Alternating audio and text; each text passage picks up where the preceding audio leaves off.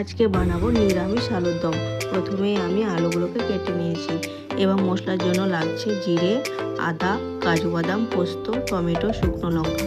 এখানে জিরে বাটা আর আদা বাটা হয়ে গেছে, আর কাজু বাদাম আর পোস্ত বাটাও হয়ে গেছে। তারপর আমি কড়াইয়ের মধ্যে সরষের তেল দিয়ে আলুগুলোকে ভেজে নেব। এখানে আমি হলুদ আর লবণ ব্যবহার করিনি, হলুদ লবণ গ্রেভিতে ব্যবহার করব। আলুগুলো ভাজা হয়ে গেছে, নামিয়ে নেব।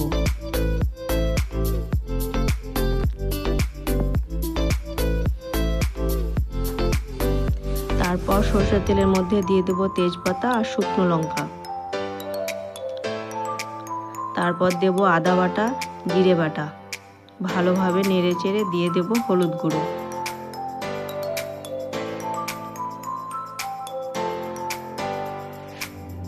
তারপর দেব কাশ্মীরি লঙ্কার গুঁড়ো। তারপর দেব টমেটো কুচি।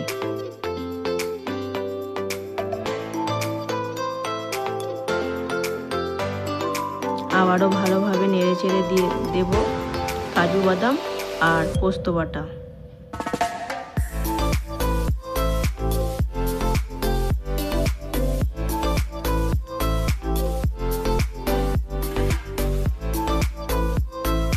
ভালোভাবে নেড়ে চেড়ে তারপর দেব ফেটানো টক দই।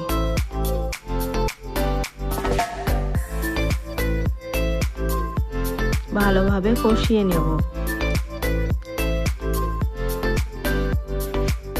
তারপর দেব সামান্য পরিমাণে চিনি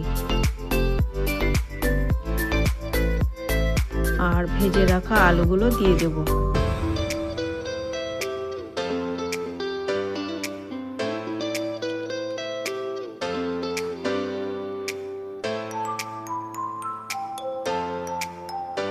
আর পরিমাণ মতো লবণ দিয়ে দেব। তারপর ভালোভাবে কষিয়ে নেব।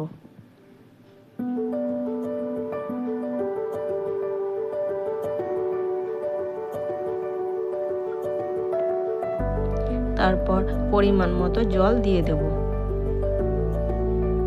10 মিনিট ঢেকে রেখে দেব।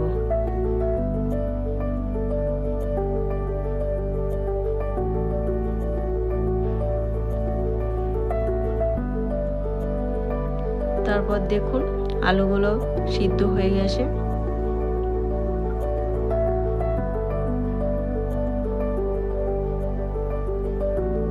এবার নামাবার আগে দিয়ে দেব কাসুরি মেথি। তাহলে একদম রেডি নিরামিষ আলুর দম।